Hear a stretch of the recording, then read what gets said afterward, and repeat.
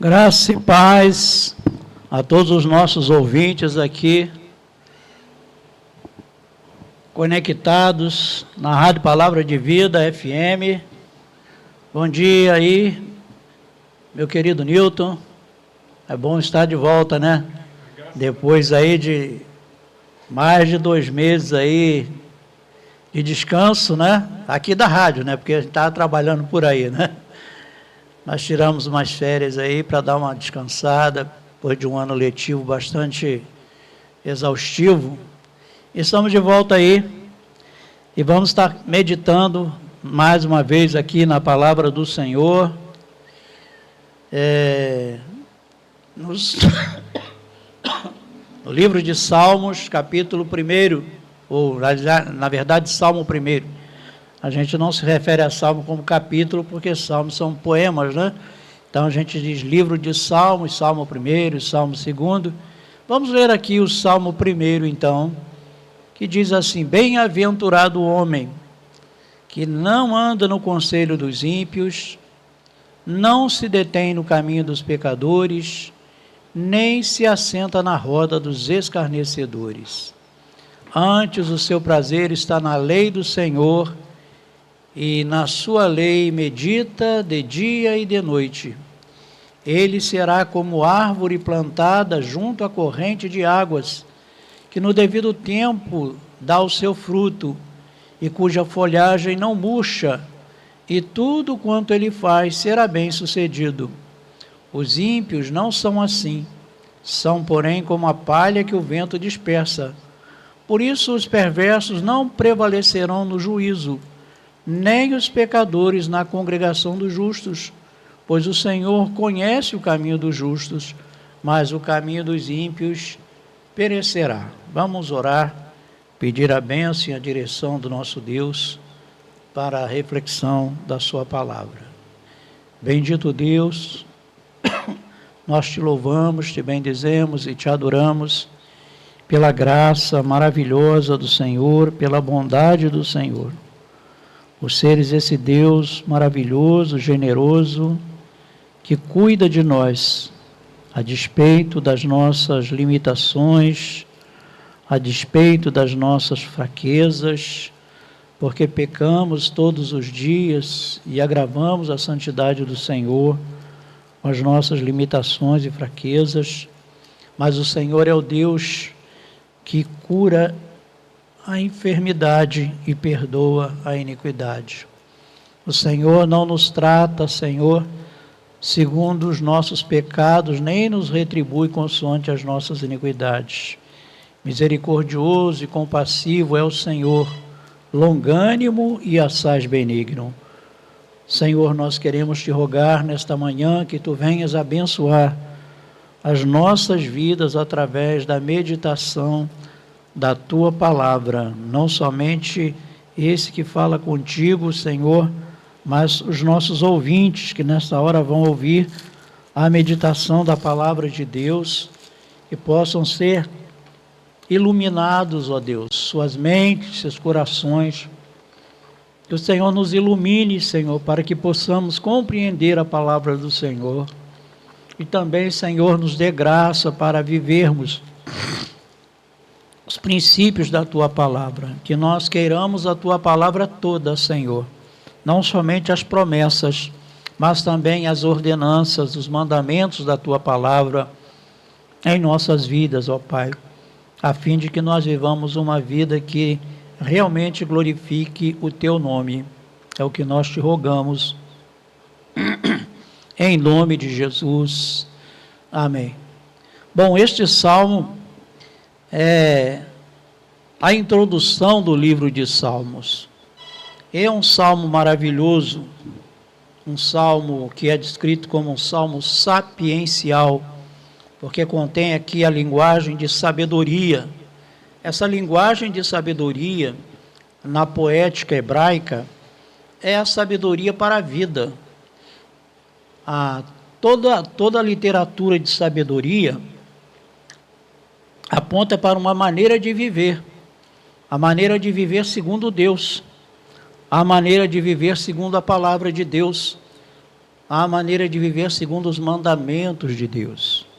Existe outra maneira de viver, que é viver segundo o mundo, que é viver segundo a carne, inclinado para as nossas cobiças, nossos sentimentos perversos, aquilo que nos afasta de Deus.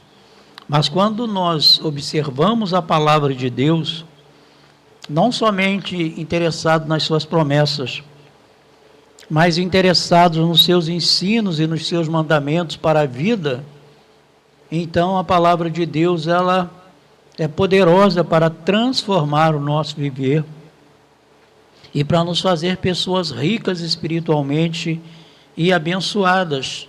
Não somente abençoadas, mas também abençoadoras, porque podemos abençoar a outros através de uma vida piedosa, através de uma vida santa, através de uma vida que glorifique a Deus.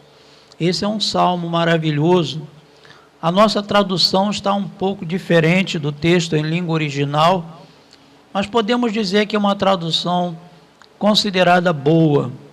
Há alguns detalhes aqui na língua original com relação, por exemplo, aos verbos aqui, porque aqui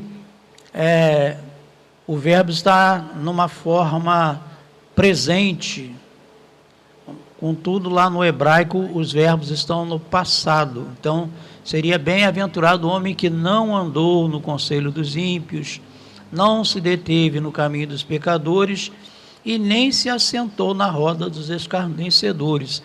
Antes o seu prazer está na lei do Senhor. Então, essa leitura correta, de acordo com o texto hebraico, nos faz pensar na teologia retributiva, que é uma teologia muito clara no Antigo Testamento, de que o fiel era retribuído de acordo com a sua vida. Se ele andava corretamente, então, consequentemente, ele teria uma vida abençoada da parte de Deus.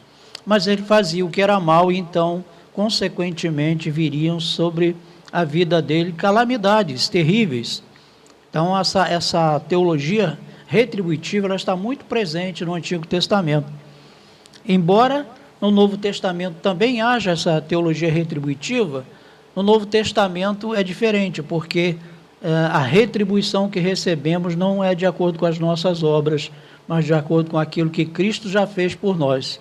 Então a nossa bênção já está garantida em Cristo.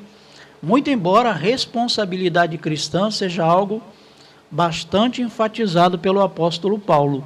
Como cristãos, nós temos a responsabilidade não só de vivenciar as maravilhosas promessas da palavra de Deus, mas nós temos a responsabilidade de vivermos de acordo com a palavra de Deus. Viver de acordo com a palavra de Deus é obedecer os mandamentos do Senhor, é obedecer a orientação bíblica, os ensinos da palavra de Deus consonante a nossa vida prática, a nossa maneira de viver, o nosso modus vivendi, que é diferente do modus vivendi do mundo. As pessoas que estão no mundo, elas não se incomodam se elas estão pecando, se elas estão desagradando a Deus, se elas estão machucando ou magoando alguém. Muitas vezes as pessoas estão tão preocupadas com o sucesso que elas até passam por cima umas das outras para conquistar aquilo que elas acham que merecem. Porém, a palavra de Deus nos ensina de maneira diferente. A palavra de Deus nos ensina a viver uma vida piedosa, de acordo com a sua própria palavra, de acordo com os mandamentos e ensinamentos do Senhor.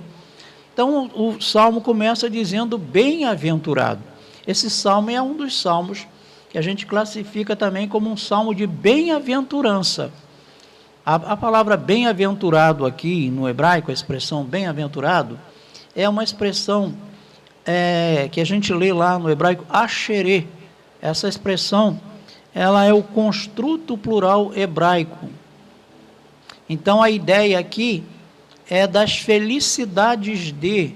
Então, aí, como não há um correspondente, uma palavra que possa corresponder exatamente à expressão hebraica, o que mais se aproxima é a expressão bem-aventurado, que lá no texto grego do Antigo Testamento é makarioi, que significa bem-aventurado. Então, bem-aventurado, quem é bem-aventurado?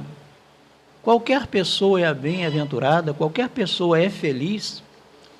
Nós vivemos num mundo onde as pessoas, muitas vezes, sofrem de uma doença maldita chamada depressão. E muitas vezes o gatilho da depressão é a forma de viver da pessoa. Uma pessoa que vive o tempo todo maquinando o que não presta, que anda longe do caminho do Senhor, ela atrai sobre si muitas vezes coisas ruins. E uma coisa que tem dominado esse nosso sistema, esse nosso mundo aí, é essa doença maldita chamada depressão. E muitas vezes a pessoa fica deprimida porque ela não pode ter aquilo que ela quer. Existe uma frase muito interessante que nos ensina uma lição muito importante, que diz assim: eu não tenho tudo o que eu desejo, mas eu amo tudo aquilo que eu tenho. A gente tem que amar aquilo que a gente tem. Temos que amar a nossa casa, amar o nosso carro, se não for carro, que seja a bicicleta. Nós temos que amar o nosso vizinho, amar a nossa esposa, amar os nossos filhos, amar tudo aquilo que Deus nos proporciona. E aquelas coisas pelas quais nós ansiamos e desejamos, vamos trabalhar, e se for da vontade de Deus, nós também as conquistaremos. Porém, não podemos ficar deprimidos e nos sentirmos mal ou diminuídos diante de alguém, porque nós não temos tudo aquilo que nós sonhamos ter. O importante é que Deus nos preserve. Eu costumo dizer que a gente não precisa de muita coisa para ser feliz nesse mundo. Materialmente falando, o que a gente precisa? A gente precisa das vestes, a gente precisa do abrigo, a gente precisa do pão. Se você tem onde reclinar a sua cabeça, e o Filho do Homem não tinha isso, se você tem o que comer e beber, fique feliz. O que vestir, fique feliz, porque muita gente não tem isso. Quantas pessoas estão aí morando na rua, revirando lixo para comer? Pessoas que vivem à margem da sociedade, uma vida horrível, terrível. Aí alguém vai dizer: mas ele escolheu viver desse jeito. Alguns podem ter até escolhido, mas a maioria está lá porque não tem outra opção. Não tem outra opção. Você acha que um cidadão gosta de revirar lixo para comer? Claro que ninguém gosta de revirar lixo para comer. Mas você pode colocar no seu prato aquela comida quentinha, um feijãozinho com arroz e um ovo frito. Dá glória a Deus por isso, porque tem muita gente que não pode saborear isso, uma comida quentinha, ainda que seja uma comida simples. Então, vamos ser gratos a Deus, e aí nós seremos felizes, porque a pessoa que se contenta com aquilo que tem, ela é feliz, ela é feliz. Eu já vi pessoas morando em palacetes e vivendo uma vida tremendamente infeliz. E já visitei cristãos numa choupanazinha pequenininha, um cômodo que só cabia uma cama, um fogão, sabe? Nem mesmo uma mesa com cadeira dava para colocar. E a pessoa estava feliz, dando glória a Deus, agradecendo. Então, nós precisamos ser felizes com aquilo que temos. Então, bem-aventurado, feliz é um homem que não andou no conselho dos ímpios. Presta atenção. Não andou no conselho dos ímpios. Como que alguém pode andar de acordo com o conselho de uma pessoa ímpia? O ímpio, na verdade, aqui no contexto da língua hebraica, não significa de fato uma pessoa má, mas o ímpio é uma pessoa incrédula, uma pessoa que não crê em Deus. Como que eu vou aceitar conselhos de uma pessoa que não crê em Deus? E esse homem bem-aventurado aqui é um crente, é alguém que teme a Deus, é alguém que teme ao Senhor. Agora você imagina, você é um crente e você vai receber conselho de um ímpio para a sua vida, de uma pessoa que não crê em Deus. Certa vez um ateu disse o seguinte, que ele apesar de ser ateu, as pessoas que ele mais temiam eram aquelas que não acreditam em Deus. Sim, porque uma pessoa que não crê em Deus, muitas vezes ela não tem nenhuma trava moral. Ela é capaz de qualquer coisa, porque ela não acredita em Deus. Ela não acredita nas penas eternas, ela não acredita em céu, ela não acredita em inferno. Então ela vai viver da maneira que ela puder, fazer aquilo que ela quiser, e ela vai passar por cima de quem ela tiver que passar. Então, bem-aventurado o homem que não andou no conselho dos ímpios. Esse homem que não recebe conselho de ímpios, já de per si é um homem bem-aventurado. Mas aí há uma progressão de pensamento, porque primeiro ele não anda no conselho dos ímpios. Aí depois diz assim, e não se detém no caminho dos pecadores. O pecador aqui é uma pessoa que vive flagrantemente no pecado, em rebelião contra Deus. Esse é pior do que o ímpio, porque o ímpio muitas vezes pode ser até uma pessoa boa. É uma pessoa que não acredita em Deus, mas ela não faz mal para ninguém, vive uma vida honesta, uma vida sincera. Ela até tenta fazer o que é certo muitas vezes, mas o ratá aqui, o pecador, essa pessoa é uma pessoa que vive em rebeldia contra Deus, em flagrante desobediência ao mandamento do Senhor. Muitas vezes uma pessoa perversa, uma pessoa má, uma pessoa iníqua, uma pessoa capaz de fazer o mal sem se deter de forma alguma, uma pessoa sem travas morais, que vive consequentemente e deliberadamente no pecado. Esse é o ratá, são os pecadores, aqui no hebraico rataim, que é o plural de pecadores. Então esse tipo de pessoa não é a pessoa adequada para que nós paremos com ela, para que nós lhes demos atenção, a não ser que você pare com um pecador para evangelizá-lo. A ideia de parar no caminho dos pecadores aqui é quando o indivíduo ele se volta para aquilo que é, ele se volta as costas para aquilo que é certo, que é o ensinamento do Senhor, que é o conselho divino, e ele começa a dar atenção ao pecador. Quando ele menos esperar, ele está fazendo as mesmas coisas.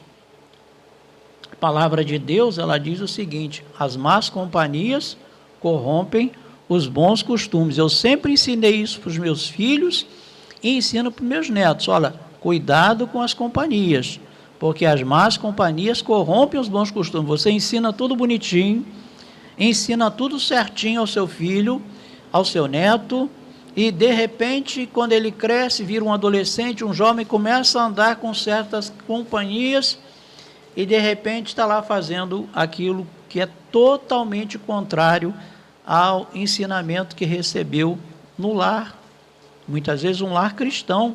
Quantos filhos de cristãos estão vivendo uma vida miserável aí, estão envolvidos nas drogas, na dependência química, outros até vivendo no submundo do crime, praticando o crime de fato, vivendo uma vida nefasta. Por quê?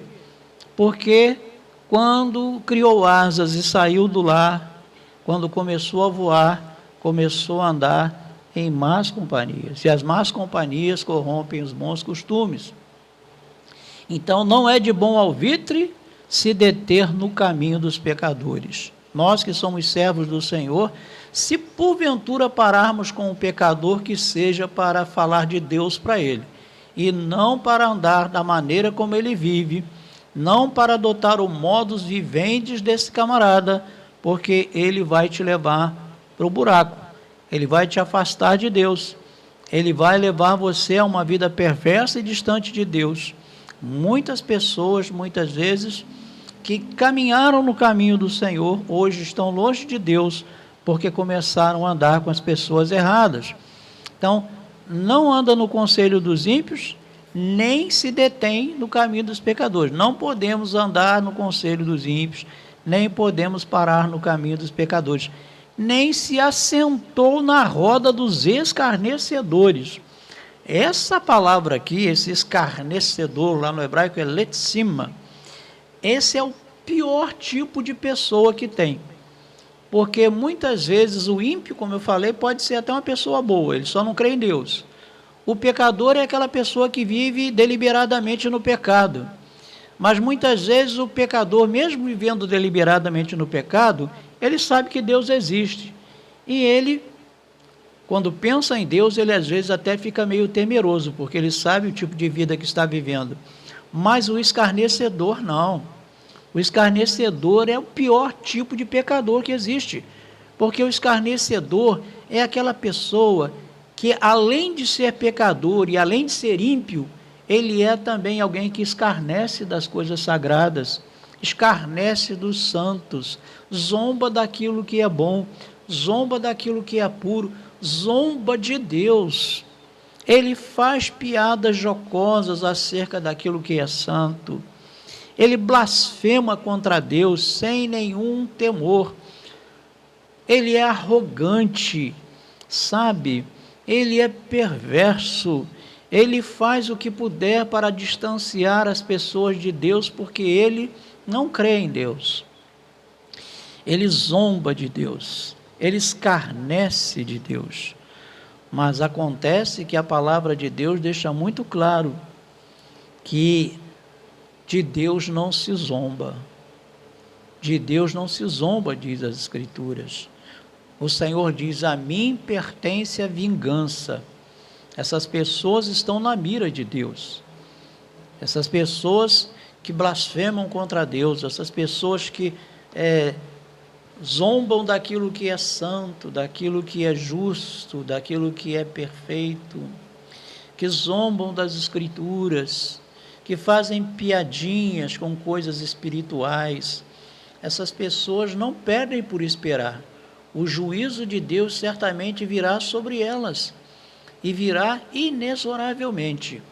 Então, bem-aventurado o homem que não aceita o conselho dos ímpios, não se detém no caminho dos pecadores, nem se assenta na roda dos escarnecedores. Esse deve ser o comportamento do cristão do ponto de vista negativo em relação ao mundo. Não, não e não. Mas aí o versículo 2 nos mostra como esse homem deve andar. Antes, o seu prazer está na lei do Senhor. A palavra prazer aqui, no hebraico, indica gozo, satisfação, um profundo prazer na lei do Senhor. Ele tem prazer na lei do Senhor. Nós, como cristãos, como servos de Deus, devemos derivar um grande prazer na leitura das Escrituras, em ouvir a proclamação da palavra de Deus, uma boa pregação, uma pregação que nos ensine de fato a boa e sã doutrina, deve nos ser tremendamente aprazível. Devemos amar as Escrituras, devemos gastar tempo com as Escrituras, meditar nas Escrituras, como diz aqui, na sua lei medita dia e noite. Olha, dia e noite, de dia e de noite, esse homem bem-aventurado, ele medita na palavra de Deus. E presta atenção, essa palavra meditar aqui no hebraico não significa meramente ler, mas realmente ler a palavra de Deus de forma reflexiva. Não basta apenas você ler tantos capítulos da Bíblia por dia. É melhor você ler um capítulo, um versículo, e meditar naquele versículo e tirar lição espiritual para a sua vida, do que você ler 3 capítulos sem reflexão, como se estivesse lendo um jornal. Tem gente que lê a Bíblia e está lendo um jornal. A gente deve ler a palavra de Deus em oração, deve ler a palavra de Deus com reverência, deve ler a palavra de Deus com o coração aberto para que ela nos fale, para que ela nos repreenda, para que ela nos exorte, para que ela nos ensine. Então, isso é meditar. Meditar é você realmente ler as Escrituras, piedosamente. Eu acho importante você ler pelo menos uns 3 capítulos da Bíblia por dia. Mas depois de você fazer essa leitura, que vai te levar a ler a Bíblia toda em um ano, ou 1 ano e meio, você deve parar em algum texto, até mesmo algum texto que você leu naquele dia, talvez escolher um versículo desse texto e parar para refletir. Pergunte para o versículo: o que esse texto quer dizer para a minha vida? Que lições espirituais eu posso tirar desse texto? O que esse texto pode me ensinar para a minha vida prática? O que esse texto pode me ensinar sobre a moral cristã? Então, pare, faça perguntas ao texto. Pergunte para o texto o que ele quer dizer para você. O que significa de fato esse texto para você? E aprenda com a palavra de Deus. Medite nas Escrituras. Medite de dia, medite de noite. A hora que você puder. É bom, pelo menos uma vez no dia, você tomar as Escrituras e ter o seu momento de reflexão, porque isso é bom para a nossa vida espiritual, alimenta a nossa alma, nos fortalece para vencer as investidas do mal que nos advém. Nesse mundo somos assediados pelo diabo, somos assediados pelo próprio mundo e somos assediados pela nossa carne. São os nossos inimigos. E para vencê-los, só podemos vencê-los com as Escrituras, com a palavra de Deus. Então seja como esse homem bem-aventurado, que não anda no conselho dos ímpios, que não se detém no caminho dos pecadores, que não para na roda dos escarnecedores, e cujo prazer está na lei do Senhor, e que na lei do Senhor medita de dia e de noite. Aí vem aquele aspecto que eu falei, que é o aspecto da retribuição. Olha como será esse homem. Ele será como árvore plantada junto à corrente de águas, que no devido tempo dá o seu fruto e cuja folhagem não murchará. Aqui no hebraico está no futuro esse texto. Ele será como árvore plantada junto à corrente das águas, que no devido tempo dará o seu fruto e cuja folhagem não murchará. É assim o homem que teme ao Senhor, e tudo quanto ele fizer será bem sucedido. Então, você já olhou uma árvore plantada junto a uma corrente de águas? Às vezes ela pode ser uma árvore centenária, mas ela está lá, verdinha. Se for uma árvore frutífera, ainda está dando frutos. Seus galhos estão firmes, suas folhas estão verdes. Ela floresce no tempo devido, ela dá fruto, porque ela está plantada junto à corrente de águas. Essa corrente de águas aqui simboliza a palavra de Deus. Você quer ter uma vida abençoada? Você quer ser uma pessoa frutífera? Você quer ter vigor ainda na sua velhice? Seja como esta árvore plantada junto à corrente de águas. Finque as suas raízes espirituais nas águas correntes e vivas da palavra de Deus. É isso que simbolicamente, analogicamente, o salmista está dizendo aqui. O homem como uma árvore plantada junto à corrente de águas. Imagina que a vida dessa pessoa é uma vida viçosa, é uma vida fértil, é uma vida produtiva, é uma vida feliz. Até mesmo a beleza, né? Não a beleza física, mas a beleza espiritual está no seu rosto. Sabe? É muito importante a gente compreender a importância, sabe, de termos uma vida alicerçada na palavra de Deus. Nossas raízes espirituais devem estar irrigadas pelas Escrituras. Então, ele será como árvore plantada junto à corrente de águas, e aí diz que no devido tempo dará o seu fruto. Então essa árvore, ela vai frutificar. Ela pode ser uma árvore centenária, ou seja, a Bíblia diz que os servos do Senhor, ainda na velhice, serão cheios de seiva e verdor. Eu me sinto assim. Fiz 70 anos agora, graças a Deus. Às vezes as pessoas olham para mim e falam: o senhor não parece que tem essa idade, pelo vigor que tenho, pela disposição que tenho. Meus netos falam: vovô, o senhor tem mais disposição do que eu, o senhor tem mais força do que eu. De onde vem isso? Eu falo: é Deus na minha vida. Se lembra de Caleb? Caleb saiu do Egito, tinha 40 anos, tinha força para puxar da espada e ir à guerra. Quando ele está lá na terra de Canaã, ele fala: eu agora já tenho 80 anos, mas eu ainda tenho vigor, eu ainda tenho força para puxar a minha espada e ir à guerra. E foi à guerra e conquistou a terra. Então, 40 anos haviam se passado, 80 anos estava agora e estava cheio de seiva e cheio de vigor. Assim é o crente nos átrios do Senhor. Assim é o crente que faz da palavra de Deus a base da sua vida, que tem suas raízes fincadas, na verdade, na palavra do Senhor. Ele vai ter uma vida frutífera, sabe? No devido tempo dará o seu fruto, e sua folhagem não murcha. Olha que coisa linda, uma árvore verdejante, cujas folhas você olha assim, você não vê uma folha murcha, você não vê uma folha amarelada, você não vê nada, não vê uma praga, não vê nada.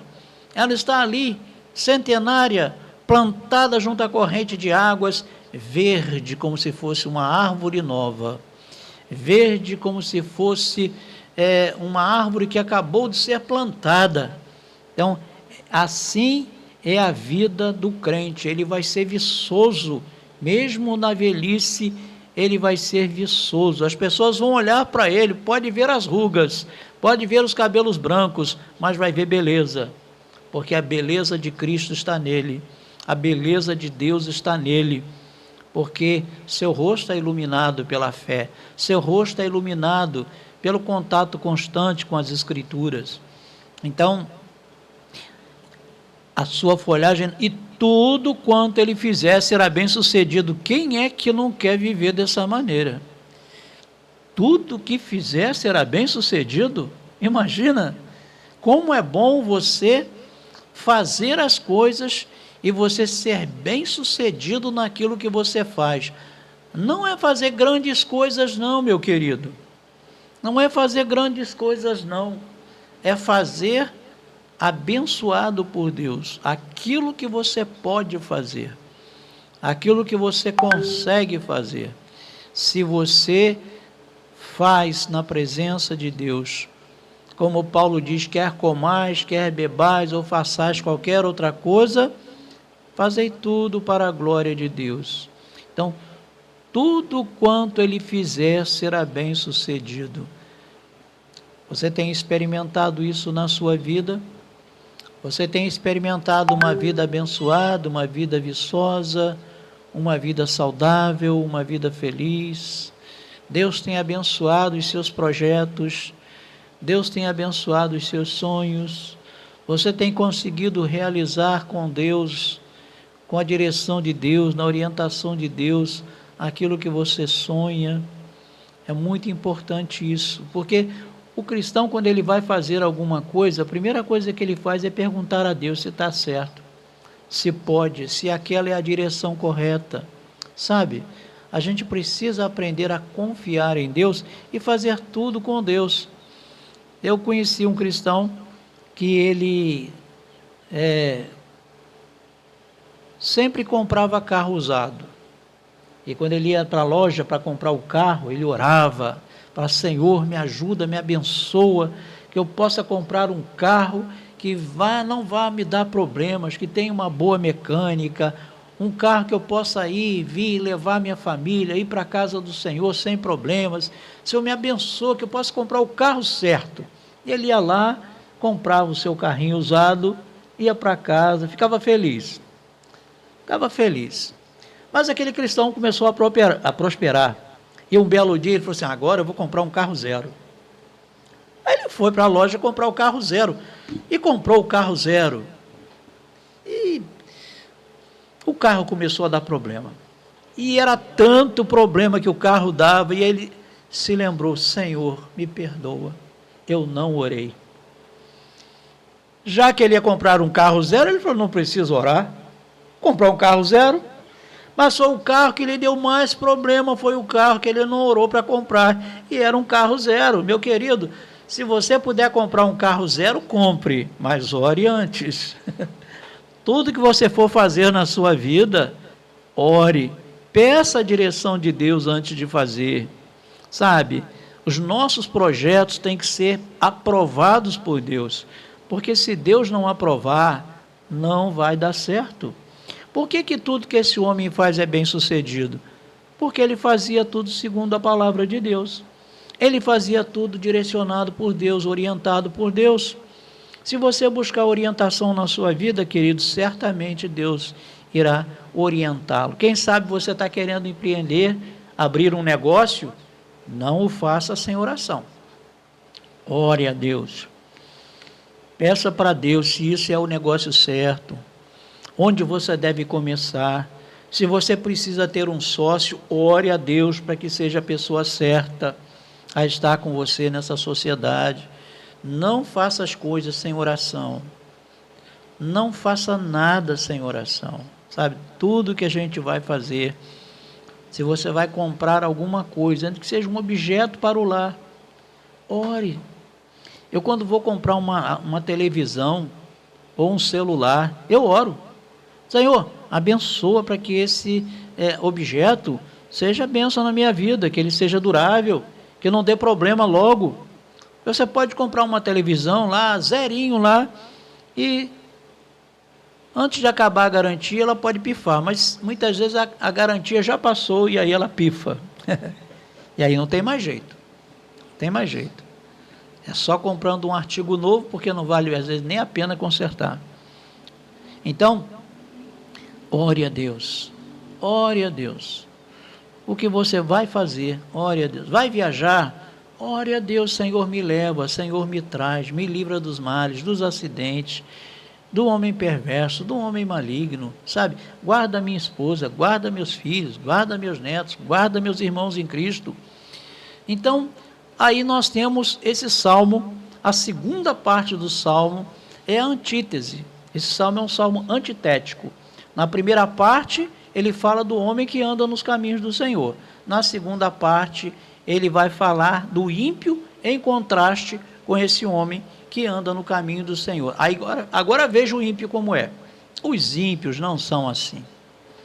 Eles não são como uma árvore plantada junto à corrente das águas, que no devido tempo dá o seu fruto, e tudo que faz é bem sucedido. Não, os ímpios não são assim, porém são como a palha que o vento dispersa. Olha só, a palha que o vento dispersa.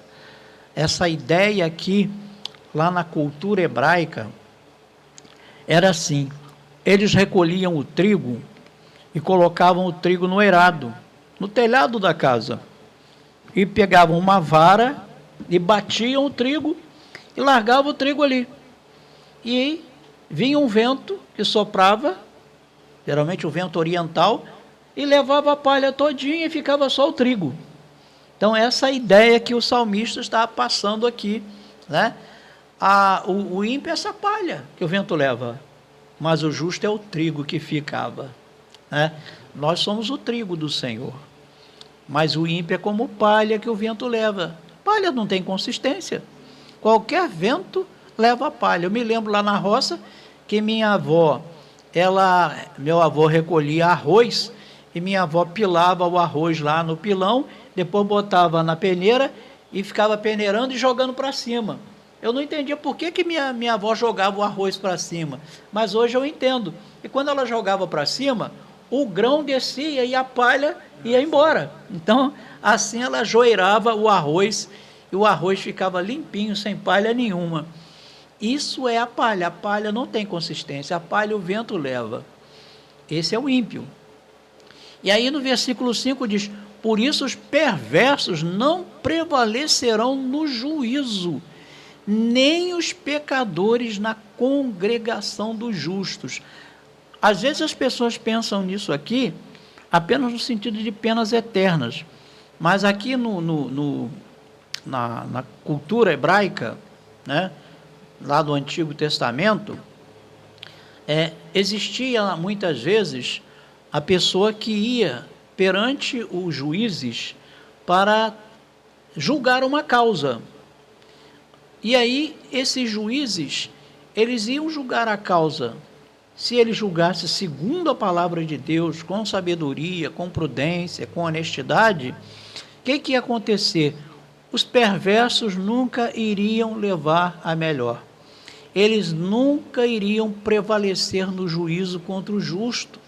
Nem os pecadores iriam prevalecer na congregação do justo, ou seja, permanecer na congregação do justo. Porque uma pessoa que é pecadora, que vive uma vida errada, que vive uma vida ímpia, imoral, ele não se adapta no meio do povo de Deus. É como você pegar um peixe e deixar ele fora d'água, ele não vai sobreviver. Né? Ou então você pegar, né, um outro ser que não seja um ser aquático e enfiar ele dentro d'água, ele vai morrer afogado. É a mesma coisa que um pecador no meio da congregação dos justos, ele não vai permanecer. É como João diz, eles saíram do nosso meio porque não eram dos nossos. Ele não consegue, ele não tem consistência. E por fim, diz assim, porque o Senhor conhece o caminho do justo. É tão maravilhoso, porque esse conhecer aqui no hebraico é o verbo yadá, que significa conhecer intimamente. É como apalpar, tocar. Aí diz que o Senhor conhece, mas o Senhor conhece mesmo, conhece intimamente o caminho dos justos. Você está andando no caminho do Senhor, Deus conhece cada passo que você dá. Deus conhece cada pensamento que corre na sua cabeça, cada intento do seu coração. Deus também conhece as suas dores, conhece seus sofrimentos, seus temores. Ele te conhece, Ele conhece o seu caminho. Mas o caminho dos ímpios, aqui no hebraico a ideia é fará perecer. Olha, o contraste tão grande entre o justo e o ímpio. O justo vive uma vida abençoada, próspera, feliz, porque medita na palavra de Deus. Mas os ímpios, os pecadores, esses o Senhor os aborrece, e o Senhor fará com que os seus caminhos sejam caminhos terríveis, sejam caminhos de perdição. Eles perecerão. E muitas vezes esse perecer aqui tem uma conotação eterna. Se alguém não se arrepender dos seus pecados, se alguém não se voltar para Deus, se alguém não se conscientizar da necessidade de Cristo Jesus em sua vida, ele perecerá eternamente. Mas aquele que tem Jesus na sua vida, aquele que reconhece a palavra de Deus e reconhece a Cristo, a promessa de Deus para ele é a vida eterna em Cristo Jesus, nosso Senhor. Que Deus abençoe a sua vida através da exposição da palavra de Deus, que possamos a cada dia caminhar como esse homem justo que medita de dia e de noite na palavra do Senhor. Que Deus te abençoe, em nome de Jesus. Amém.